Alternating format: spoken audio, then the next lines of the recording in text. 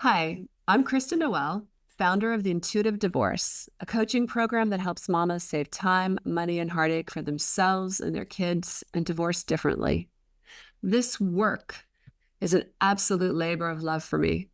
I'm a divorce survivor who stood where you stand, and nothing gives me more pleasure than to walk beside other women and help them avoid the unnecessary pitfalls of the process and instead heal and get the outcomes they desire. I'm popping in here with my fabulous team member and coaching partner in crime, Joe. We just finished a class in our inner circle coaching group and have decided that we're going to get more active in here and share some of the wisdom and strategies that come up each week with you in the hopes that it can help you along in your divorce journey. And I got to say, Joe, you just led like such a fabulous class. I was like taking copious notes. Today's topic was fear, our favorite F word. We wanted to dive in here because I love when you said, Joe, that this is the most misunderstood emotion. Maybe that's a Yeah, good place to start, right? great place to start. Yeah. Hi, everybody. I'm so happy to be here and sharing this with you. Kristen and I have been doing these classes together for a while, and we get really excited after, and we keep thinking, we need to get on and jump and share this information. So it's really fun that this is happening. Yes, fear, the misunderstood emotion. Yeah. I think a lot of people look at fear and allow it to stop them in their tracks. And the first thing I want to say is there's a big difference, right, between fear and danger.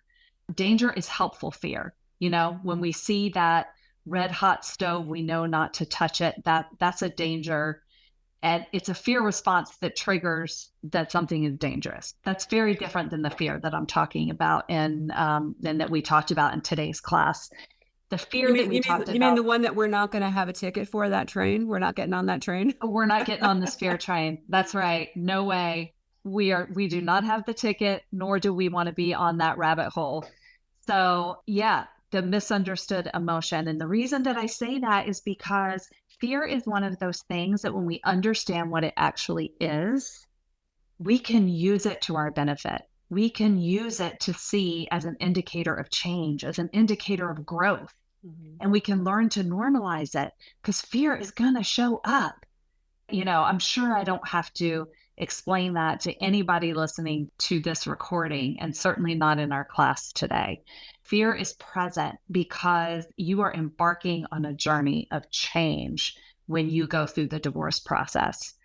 And so, learning how to reframe how we think about fear, that's a game changer. That's a game changer. That's what I loved when we were talking today because listen, I think when we feel fear, the first thing we want to do is run and hide or shove it down, make it go away, pretend we aren't feeling it, it's bad. As Mhm. opposed to, I love where you really dug in today, and this was a really powerful strategy, right? It's about, and again, referring to all these notes I took, reframing fear, where we learn to basically harness the power of fear, reframe it as it's like returning our nervous system to safety. So Yes. I really want to talk a little bit about that also. Yeah, absolutely. One of the greatest lessons I learned as I started becoming a fear researcher is kind of how I'm going to put this, because I feel like I've done a deep dive into fear because I realized how much it was controlling my life and keeping me stuck in some really uncomfortable situations. And I wanted to understand where that was coming from. And my mentor and teacher made a comment that I literally keep plastered on my wall that says, change is only possible at the speed of safety. And when you see that and you recognize that, we realize how important it is to always be able to return ourselves to a place of nervous system safety. And I could talk for hours about nervous system and what that means. But essentially, it's a way of keeping our thoughts from having us jump on the fear train, Mhm. from having it run off in a direction that we can't control. Because what happens with our thoughts is once we start thinking things that create fear in our body, we get all these impulses, right? We get sick to our stomach. We get to the place where we can't eat. We get to the place where our throat might be tight. It's different for everyone. But to pay attention to the visceral responses that we have Mhm. to fear.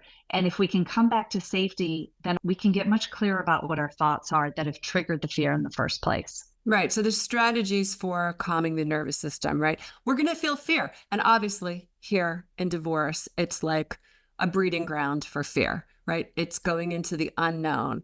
What's life going to look like? How are my kids going to be? What are my finances going to be? Where am I going to live? Blah, blah, blah, blah, blah. It's like, it's a breeding Yeah. ground for fear, And right? all those thoughts are literally triggered Mm-hmm. because we've thought about making a change. Mm-hmm. That's the thing. Mm-hmm. It's literally spurred by the idea that I want something better for myself. And what happens? The alarms go off and these thoughts come flooding in and they sound very much like that. How am Mm-hmm. I ever going to do this? I won't have any friends. My kids will suffer. I can't afford it. All the things that you've talked about and that we talked about in class today. And it's nothing more than fear's voice of trying to keep us safe, which is exactly where we Mm-hmm. are. Yeah. And Yeah. when fear shows up, welcome it. Yes. Actually commend yourself because you're seeing it, right? And we always say in the program, like the first step, is really to healing is really seeing something, the awareness piece of it, right? It doesn't mean you have to have the solution, but I think we so quickly bypass all that we're doing right, all that we've done in our life. Like you said something really valuable in class today, that it's like a lot of times when fear shows up, it's because, yes, we're stepping into the unknown. But as opposed to like, freaking out, what if we were to say, like, yeah, I'm leveling up. This is like a growth spurt for me. I am no longer denying what I see, what I feel, what I know, what my intuition is telling me. Like I'm moving into change. And I've done this before. I'm ready for this and I can handle this. And it's not about having all the solutions, right? It's about having the No. strategies to actually say, okay, this is what's happening and I'm going to get through it. Yeah. And you know what? Self-doubt is fear's sidekick. Like when fear is present, you better believe self-doubt is going to follow it within like a matter of seconds. Anytime that we are ready to make that change, ready to grow into that next area, ready to come out of our what I call the zone of familiarity or our comfort zone, whenever we push up against that edge, yeah, all the self-doubt is going to come in. And we have a choice about that. That's the really cool piece Mm-hmm. is once you recognize it for what it is, you can literally see it as I have a choice. I can let this stop me in my tracks. I can stay in a miserable situation where I know I deserve more, where I Mm-hmm. know I want more. I can make that choice and allow this self doubt and fear to stop me, or I can Or recognize it for what it is. Or I can say, what is it here to teach me? Yes, What is it here to show me? yes, What is it here to remind me that I am ready to deal with? I am ready to heal. I am ready to leave behind. That is just the differentiation when we start to learn how can we harness the power of this. It's not denying fear. Yeah, you're here. Okay. What are we going to do with it now? yeah. And it That makes was, me laugh when people think they can deny fear. It's like, oh yeah. Well, oh, also, honey, that fear is just going to get louder and you're just gonna have to louder. run. You're gonna have to keep running and running and running. And also, it was like you said, and we'll wrap this up. But it's like you also said, there's no such thing as fearlessness, and I loved that. You know, That's right. because I feel like we just think we're supposed to be running around in rainbows and unicorns, no fear allowed. I mean, we embrace the fear, embrace what's coming in, ask it to take a seat next to you and say, okay, bring it on. What are you here to show me? Because you know what? If you're showing up, I'm ready to see something. And That's that's right. the beauty of looking at our fear, our emotions, our vulnerabilities differently. It's about divorcing differently. Yeah. And you know what? Fear, this whole topic and so many of the topics that we talk about in class, I would venture to say every topic we talk about in class is not just a divorce topic. It's not just a divorce strategy. It's a Mhm. life topic. It's a Mhm. life strategy, right? We talk about this all the time. How can we reframe things that we've thought in the past to create this beautiful future that we want for ourselves going forward? And fear is going to be a part of that.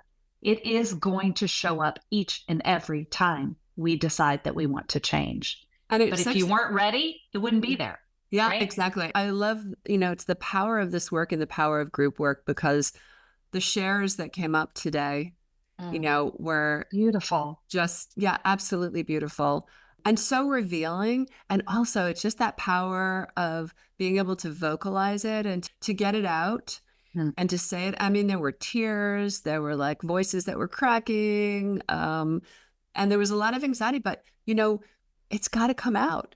And then once it's released and it's out there in the ethers, and we started bouncing it around the room and talking about it and, debunking the myths, right? And yeah. just sort of seeing it for what it was and reframing it, our favorite word. We love to reframe things over here. Yeah, and it keeps fear from being that ugly monster under the bed. Right. The elephant in the room, however Mhm. you want to call it, the thing that we are constantly trying to avoid and push away. It's like bring it in to the light, shine some light on it, talk about it, use your voice, use all these beautiful skills and things that maybe in other surroundings you don't have the opportunity to do. But man, in this group, do we create the environment Mhm. and the energy for that, and to watch these women show up and support each other and to hold the space for each other is just an honor beyond words.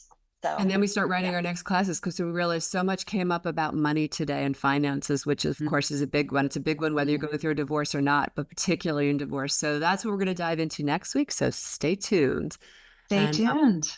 and on that note, let's get more active here together in this group. And if there's Let's do something it. that you're struggling with, leave a comment below.